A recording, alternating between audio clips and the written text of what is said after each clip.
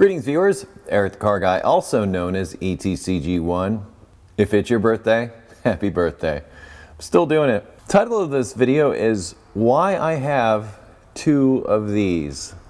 And what these are is well, maybe for lack of a better word, props from a video that I shot recently for Eric the Car Guy about electrical connectors. And the reason I have two, I ended up shooting the video twice. The reason for that is because during the filming or shooting of the first video, what happened was I had some kind of smudge or something on the front of my GoPro. And I had the GoPro positioned in a way to where it could watch my hands and everything. I didn't see it. I went to take it off. I looked at it after I was about to put it away, and then I realized there's a giant smudge on the front of it. So I reviewed the footage, and sure enough, all of it had this foggy, hazy stuff that was caused by the smudge on the lens of that GoPro. And I'd already spent probably about 30 minutes or so, maybe 40, shooting the original video. And I went back in, because I wanted a video on connectors, and I didn't want to walk away from it. Went back in, reshot the whole thing, same type of connectors and wire and everything, and that way I could keep the ending and everything the same. Because the ending wasn't shot with a GoPro, the ending was shot with the camera that you're looking through now, which is a Canon XA20. Everybody asks me that all the time, and in fact it's a few years old now. It's about 3 years I've been using this camera, and it's been to some places and I've used it a lot, and maybe it's time to look into a replacement. But you know, I'm the philosophy, if it's not broken, why fix it? Anyway, I'll post links in the description because I know a lot of you are curious about that. And also the subtitle to this video is hashtag YouTuber problems. These are things that we face as quote-unquote YouTubers when we do this work, especially if we do like how-to type of work. I've got other friends that also do this. You know, what comes to mind, Humble Mechanic, Engineering Explained, Chris Fix, Subaru WRX fan, Busted Knuckles, Bleepin' Jeep. You know, I've got quite a few friends in the YouTube space. And we all sometimes sit around and talk about stuff like this, and you know, sometimes the audio goes bad and you don't know it. Especially when you're shooting by yourself, this is extremely challenging. So in a way, this is a sort of a nod, not to myself so much, but just to YouTubers in general and the amount of effort that they put into to create their content. And that's something that I think some in the audience don't necessarily appreciate, and in a way, I almost take that as a compliment, because if you don't realize the effort that went into something, then I think it was done well. Because if you did realize that there was a lot of effort, you'd be thinking about that effort. But the fact that that doesn't even cross your mind, that it probably, well, I think it took me about 5 or 10 minutes just to set up the shot that you're looking at right now. I'm here by myself, so there's no one running the camera or anything.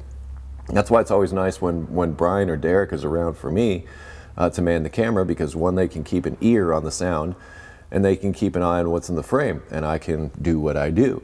But just doing, like say for instance, the type of work that I'm doing here with the Fairmont, doing wiring and all the other things I've done to this car over the years, just that in and of itself is challenging.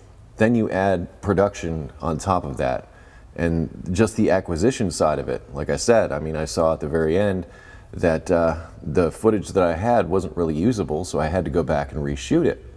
So that's why I have two of these. So that's one of the things that comes up.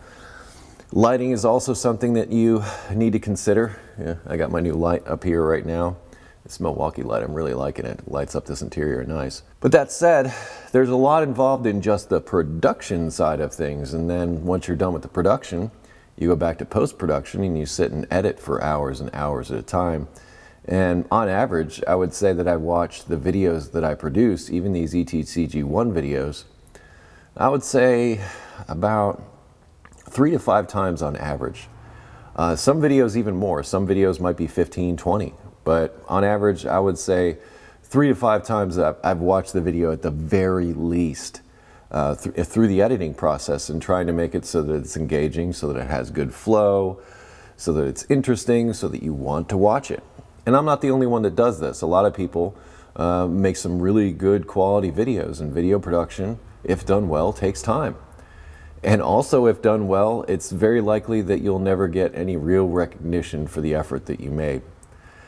So in some ways, I take that as a compliment, and that you don't even realize the amount of effort that goes into things. But I just wanted to put this out there that we as content creators work very hard to bring you the free content that you so enjoy on YouTube and other platforms.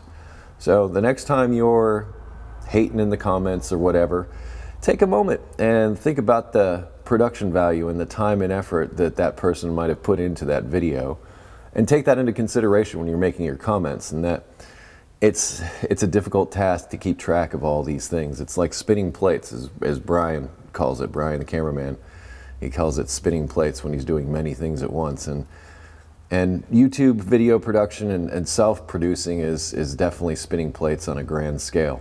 So with that, I'm going to close this one out. Now you know why I have two of these. I'm not sure if the video about this has come out or not. If it is out, it'll be linked down in the description. If not, it will be out soon, because I plan to release these two videos, near each other, if that. I'll also put additional links in the description to other things I might have mentioned, other information that you might find useful, that sort of thing. If you have automotive questions, I'm going to put a link in the description to ericthecarguy.com, which is where I ask you go if you have those. And I close my videos with be safe, have fun, stay dirty. Thank you so much for watching. I'll see you next time.